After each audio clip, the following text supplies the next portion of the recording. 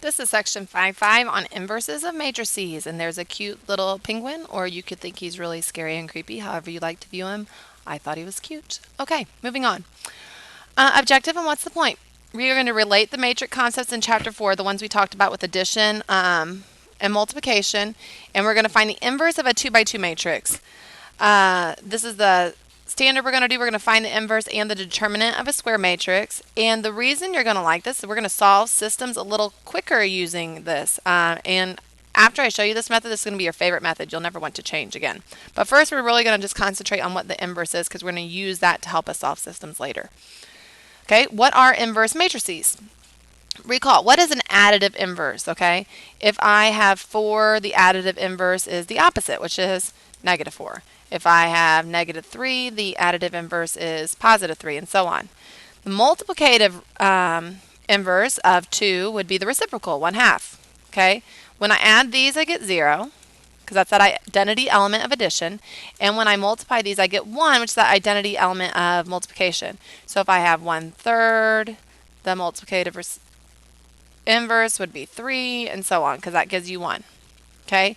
The reason these are so handy is because in addition, if I add 0, I don't change something. So, and when I multiply by 1, it doesn't change what I'm dealing with. Okay? Inverse matrices is something that's going to give us this identity element of matrices, I guess, okay?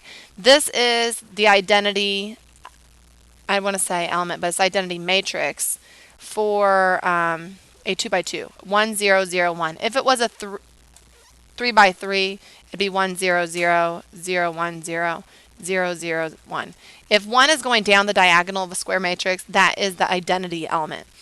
We are not going to be doing anything bigger than 2 by 2, but just so that you are aware. What we are looking for today is a matrix that when you multiply it by the first one, it's going to give you this identity matrix, like the identity element here, okay? So we are looking for a way, it's not going to be the opposite, it's not going to be reciprocal, it's going to be a relation to the original, but it's going to be a little more in depth than just taking the opposite or the reciprocal. But we are going to look for the inverse matrix. So we're going to, B is going to actually be A inverse is what we're going to be looking for today. Because when you take A times A inverse, you get this. Or if I take A inverse times A, you get that. Okay, so that's what we're dealing with today. What you need to notice here is that I am saying AB equals BA, or A inverse equals A inverse A, which is going to equal 1 0 0 1. This is different than what we've talked about in the past because usually we said, hey, you can't change the order of multiplication matrices because it's not commutative.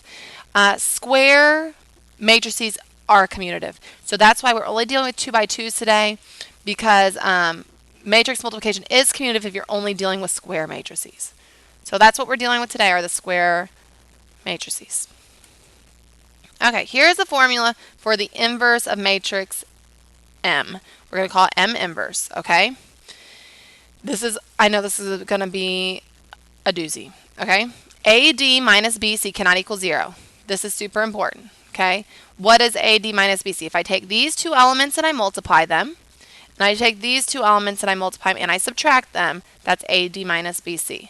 That shows up in the bottom or the downstairs, the denominator of every fraction that will be in our inverse. Most of the time, not always, you are going to be dealing with some fractions in the inverse of a matrix, okay?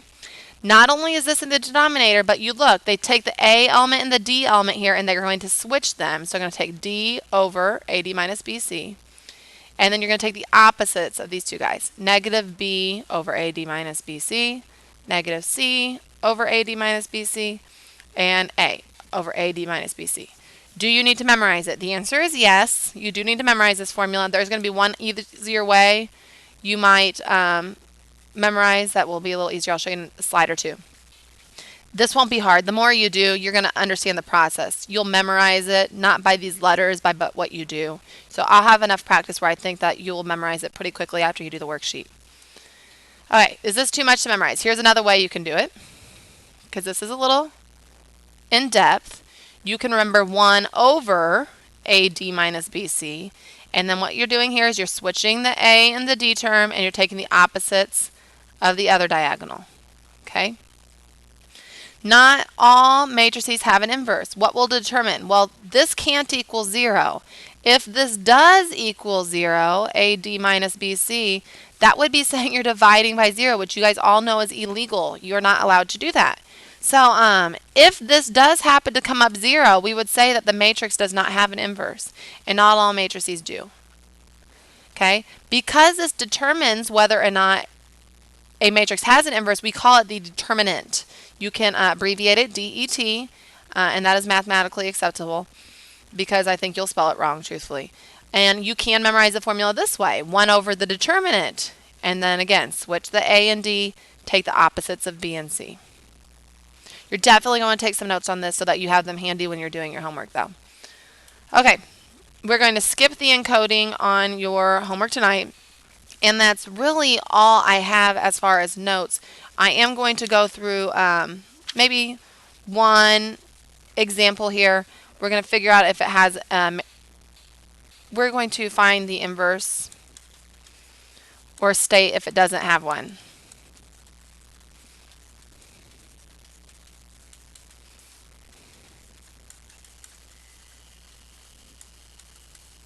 And we'll do 2 of these. And then that'll be it, because I think it's pretty self-explanatory.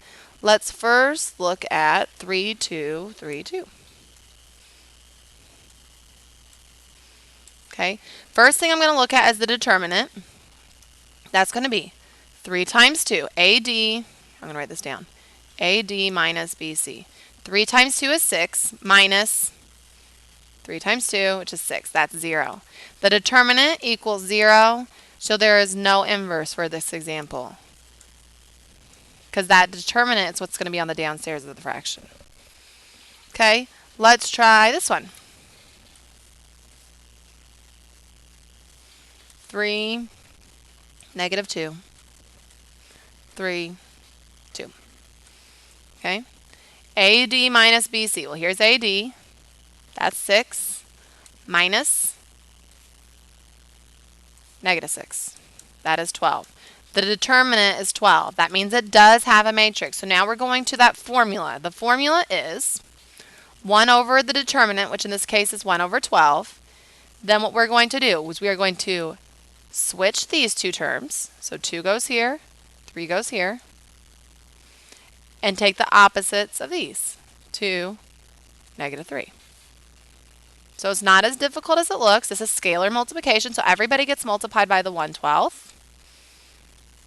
And I get 2/12, which is 1/6, 2/12, which is 1/6, negative 3/12, which is negative 1/4, and 3/12, which is 1/4. So the inverse here, M inverse, is 1/6, 1/6, negative 1/4, 1/4. And what does that mean?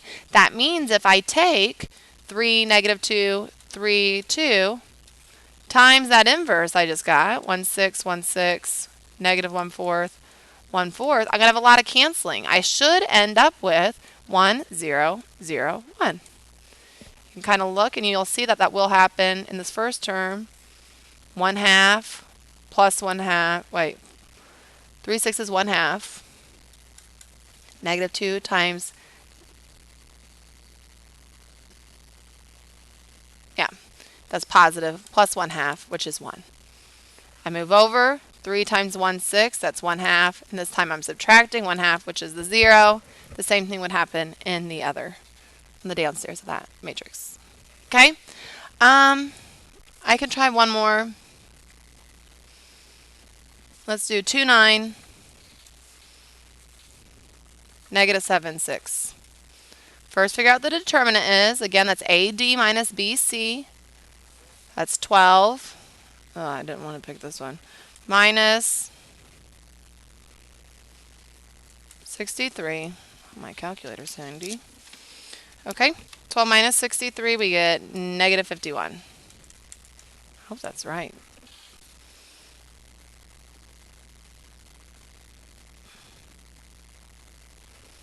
Okay. Oh, it is wrong. 9 minus negative 63, so because 12 plus 63, I'm glad I double checked. That is not negative 51, it is 75. Okay, so I have 1 over the determinant times, what are we going to do? We're going to switch the D and the A, and we're going to take the opposite of the B and the C. So I have 1 over 75 times, switch those two, 6 and the 2, and take the opposite of these, negative 9 and the 7. Multiply through, and I get 6 over 75, which is 2 over 25. Negative 9 over 75, which is negative 3 over 25. 7 over 75, which just stays as it is because 7 is prime. And 2 over 75, which stays as it is. Okay, so sometimes these matrices, when they're inverses, do look a little messy, but it's okay. So this is the inverse, and this is the original. What's going to happen when this is the original. When I multiply them together, I should get 1, 0, 0, 1. Okay, you'll have lots of practice, and I think you'll feel pretty good about it after all is said and done. If you have any questions, make sure you ask. Okay, thanks.